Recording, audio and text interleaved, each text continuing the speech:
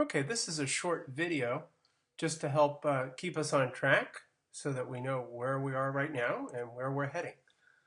Tomorrow, as you know, the supply and demand theory exercise is due, which of course is the material from Chapter 3, and also prices, free, controlled, and relative, which pertain to Chapter 4.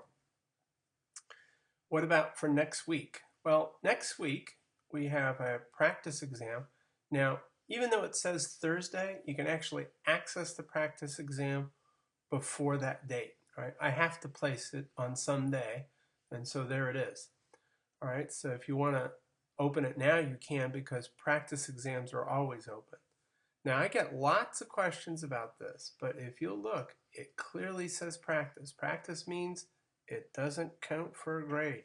You receive a score only so that you know how well you did, but it is not recorded in the grades tab, so don't worry about that.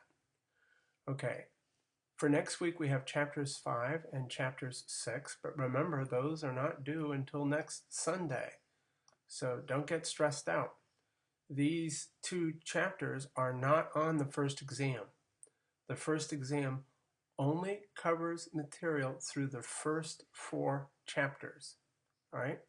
Now this is very easy for you to have found out on your own, but I'm going to show you. All right. Let me just erase the board here and open up. If you just hover your mouse right over exam 1 practice, what you'll notice is that you see a description, and it actually opens up. It says, what's on this practice test? It says, well, it tests your understanding of marginal analysis, including the choice of rational consumers and the concepts of diminishing marginal benefit and increasing marginal cost, knowledge and understanding of linear and nonlinear production possibility frontiers. So that means you should expect to see that, including constant and increasing opportunity costs and the factors that cause the frontiers to shift. You should also have a good understanding of equilibrium and disequilibrium, and of adjustments from one equilibrium to another. And lastly, you should be able to compare equilibrium price and quantity with price and quantity outcomes when controls are binding. And you should also be able to consider when price controls have no effect.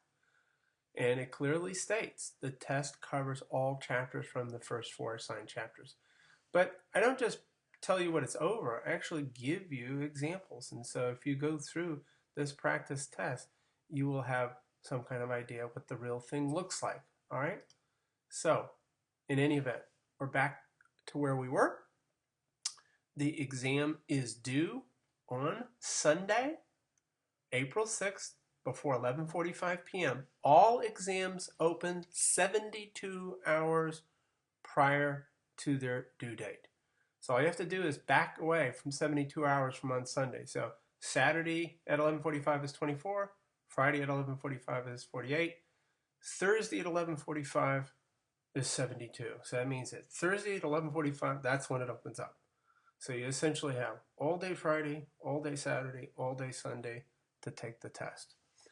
One other thing that you should take note of, and a lot of students are not utilizing this, and I can tell because there's digital tracking that allows me to view how often students are actually clicking on and using their personalized reviews. If you click on personalized reviews, these reviews are actually set up specifically for you based upon the way you have answered questions in the problem sets. So for example, this one has review for chapter 1 and chapter 2. But my review won't look like someone else's review because it's based upon how I answered the questions in chapters 1 and 2. Okay? These don't have specific chapter reviews because they are reviews of how to use Applia and math and graphing assessments with tutorials. All right? Very valuable. When students ask me, what do I need to do in order to prepare for the exam? Well, these are good things that you can do. All right? Reread the text, take good notes, have study cards, do your My Practice reviews, and then of course take the practice test. All right? That's quite a bit of tools for preparation. So I'm usually a little perplexed when people ask me, what is it that I need to do to prepare for the exams? Because all the tools are here at your disposal. Okay? If you have any other questions, comments, or concerns, please don't hesitate to email me or give me a call on my cell phone. Take care and best wishes.